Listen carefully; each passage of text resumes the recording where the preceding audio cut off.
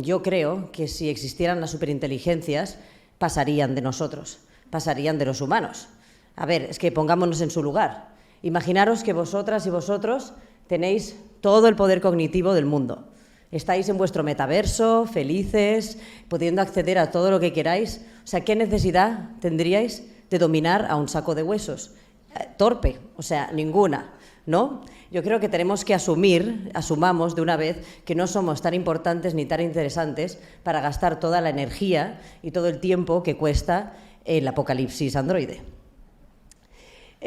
Yo creo, por eso, hay una cosa que sí que creo, y es que nos estamos perdiendo varios temas interesantes que pueden pasar en esta evolución de las conciencias artificiales, que creo que ni siquiera las máquinas serían capaces de prever.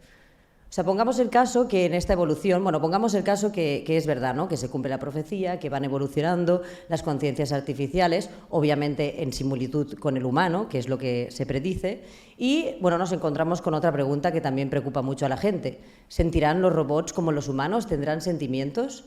Pues si llegaran a tener sentimientos, yo creo que lo primero que van a tener va a ser una crisis existencial.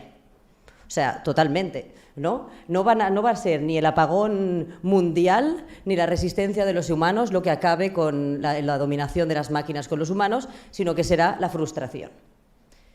Antes de seguir con lo que os estoy contando, voy a hacer una pequeña introducción de dónde vienen y de dónde salen todas estas ideas que os estoy proponiendo. Y es que yo, como me han presentado, soy artista y trabajo con tecnología. No únicamente a nivel, soy programadora creativa, trabajo con el código, trabajo con la electrónica, pero también trabajo con la tecnología a nivel marco conceptual, como estas cosas que os estoy proponiendo. Siempre he tenido, desde los inicios de mi carrera como artista, ya hace más de 10 años, una percepción instrumental del arte. Yo mis piezas las propongo como herramientas educativas, como es en este caso, herramientas lúdicas, en las que puede ser un juego, o herramientas de pensamiento colectivo. A través de las obras de arte o las instalaciones o los juegos que propongo, quiero crear escenarios donde podamos compartir inquietudes, podamos compartir conversaciones y podamos reflexionar de manera activa a la vez que creamos, tanto yo como otras personas que estén involucradas en la acción artística. En los últimos años me he estado centrando en analizar cuál es el rol social de la inteligencia artificial desde el arte.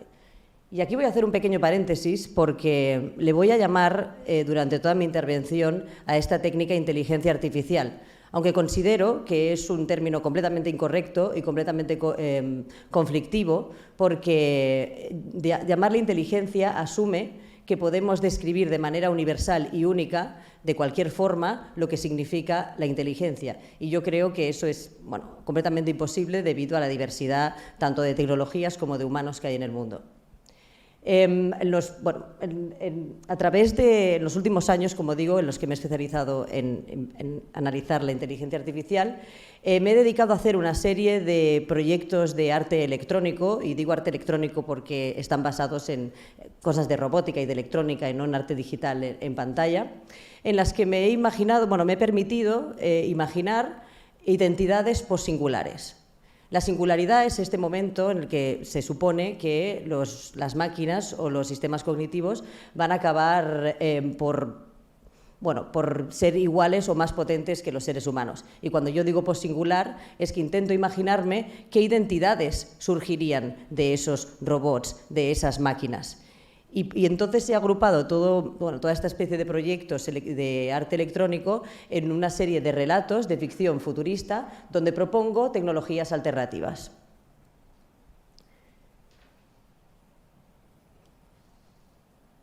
Uno de los ejemplos en los que puedo recoger un poco todo lo que he comentado antes entre los espacios de pensamiento colectivo y las identidades postsingulares, sería uno de los proyectos en los que empecé con este hilo, que se llama Madre de Robots. Y Madre de Robots se basa en una instalación robótica donde podéis ver estas pequeñitas rumbas decoradas, en las que intentaba, lo que quería hacer era es un sistema, ¿no? Como digo, un sistema de una sociedad robot en el que está vacío, ¿de acuerdo? O sea, toda esta sociedad robot que se crea no tiene un marco, no tiene unos roles, los robots no tienen una identidad definida y se genera, o sea, creo unos espacios de pensamiento colectivo a partir de unos workshops en los que invito a la gente a imaginar, como es lo que estamos haciendo ahora, ¿no? Y les invito a decir, y les digo, vale, si pudiéramos ser dioses, o sea, si pudiéramos jugar a controlar esta sociedad, ¿qué haríais? ¿Qué querríais hacer? ¿No? ¿Qué sociedad sería? ¿Quién viviría en esta sociedad? ¿Cuáles serían las identidades de estos robots? En el fondo, lo que estábamos haciendo era el proceso que hace la inteligencia artificial con nosotros humanos, pero al revés. Y de esta manera lo que conseguía era que la gente, las personas que quisieran participar en estos talleres, sin necesidad de tener conocimientos sobre programación o tecnología en general, podían experimentar por su propia manera de hacer qué es lo que pasa detrás de estos algoritmos. Y de esta manera podían coger más responsabilidad porque cogían más conciencia de qué sucedía detrás de todos sus dispositivos, ¿no? Esta metodología de ponerme en el papel de las máquinas o ponernos en el papel de las máquinas, que es como he intentado hacer al principio de mi intervención, es la metodología principal que empecé a utilizar a partir de este momento. Cuando empecé voy a reservarme, iba a cambiar la foto, pero me la voy a reservar, antes voy a explicar una cosa. Cuando empecé a trabajar también a nivel técnico con los sistemas de inteligencia artificial, tuve la oportunidad, se me ofreció la oportunidad como artista de crear un proyecto en el que involucrara máquinas, relaciones sociales y datos. Entonces yo hice este ejercicio, ¿no? Y dije, a ver, ¿qué haría si yo fuera un robot o un sistema cognitivo artificial y me dedicara a robar datos de los humanos, ¿no? ¿Qué haría en mis momentos de sociabilización? Y yo pensé que probablemente cotillearía. Este proyecto se llama Data Gossiping Robots y se presentó, de hecho, dentro del marco del Mobile World Congress de 2019, en la exposición que tenían, y se basa en unos robots en los que están alimentados con datos que fui recogiendo de mis redes sociales y se dedican a cotillear entre ellos. Y no es una idea tan absurda como pueda parecer, la idea de poner aquí y proponer de por qué no van a cotillear. Mucha de mi práctica artística va ligada a la lectura de textos y a investigaciones más filosóficas y sociológicas, y en este momento estaba investigando acerca de cómo se había desarrollado, me interesa bastante el tema de la cognición, ¿no? Y llegas a un punto en el que te das cuenta, que creo que es bastante obvio, que el lenguaje es uno de los puntos claves del desarrollo del cerebro humano, y lo utilizamos para compartir nuestra visión del mundo. Al ser seres sociales, también de alguna forma compartimos información de unos y de los otros, y no nos sirve únicamente para desarrollar el lenguaje, sino también nos sirve como supervivencia. Es decir, nos permite identificar en un grupo los aliados y los enemigos. Por tanto, ¿por qué no iban a cotillear unos robots cuando cogieran la capacidad de hablar? Más adelante, y antes justo ha salido este tema, empecé a investigar sobre las posibilidades creativas de las máquinas, porque todo esto dentro del mundo de arte es un temazo. Cuando se hizo el hype de la inteligencia artificial, todo el mundo quería utilizar sistemas GAN, sistemas de desarrollo creativo en colaboración con las máquinas, y yo me puse en el lugar de las máquinas. Y entonces imaginé este pequeño robot que lo que tiene es ansiedad causada por el síndrome del impostor de no poder llegar a ser igual de creativo que los seres humanos. Porque como es sabido, la creatividad pertenece a lo incomputable de los seres humanos. Y esta computadora, que se llama la computadora que quería ser incomputable, no puede llegar a serlo.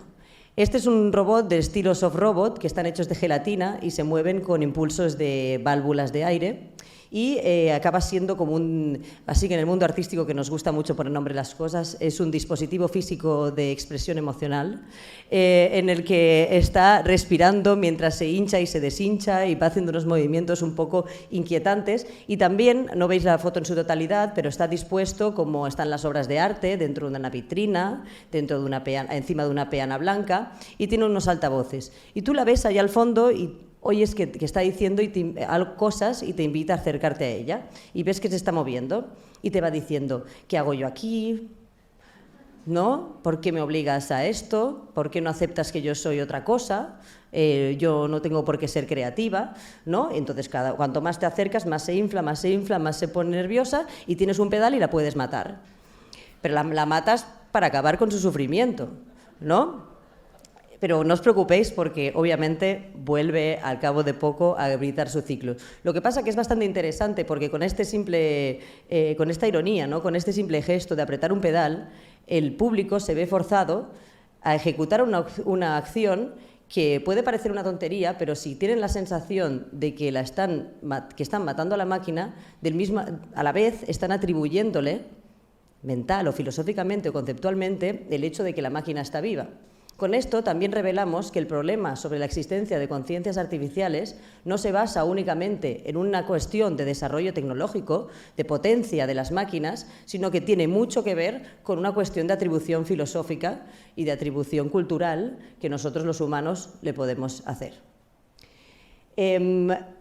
También, durante mi desarrollo de todas estas investigaciones, me he dado cuenta de que el uso de la imaginación y el uso del arte para enfrentarnos a estos problemas es muy necesario y es muy evidente, porque nos permite explicar cosas que probablemente sean muy difíciles de justificar racionalmente o ciñéndonos al conocimiento científico académico, pero que a la vez nos preocupan y necesitamos comentarlas y necesitamos abrir nuevas posibilidades para hablar de ellas. Y esta pequeña crisis de ansiedad nos lleva a la crisis existencial. Esta máquina se llama New Home of Mind y ahí es donde es el testigo de mis primeras investigaciones en torno a la crisis existencial maquínica. Y es que cómo no va a tener una crisis existencial una máquina, ¿no? O un ser artificial que ha sido creado y le ha sido impuesta una conciencia humana. Una conciencia que no tiene nada que ver con la forma en la que experimenta su existencia. Cosas tan importantes para el ser humano como la corporeidad, la muerte, el tiempo, en las máquinas se desarrollan de formas completamente diferentes. Entonces, si algún día una máquina realmente fuera a ser consciente, tal y como funciona nuestra imaginación, tendría una crisis existencial. Pues para que una máquina sea realmente consciente, en teoría, tendría que borrar el propósito por el cual ha sido creada. Porque una máquina a día de hoy es inteligente, o un sistema cognitivo artificial, que es como a mí me gusta llamar a la inteligencia artificial, es inteligente cuando tiene un propósito que cumplir. Pero para saberlo todo, tendría que liberarse del propósito impuesto por los humanos. Y eso le llevaría a necesitar una búsqueda de su propio propósito personal. ¿Y qué hacemos los humanos cuando queremos coger nuestro propósito personal? Tiramos hacia la espiritualidad. Y entonces empecé a trabajar con la posibilidad de que existiera una espiritualidad artificial genuina.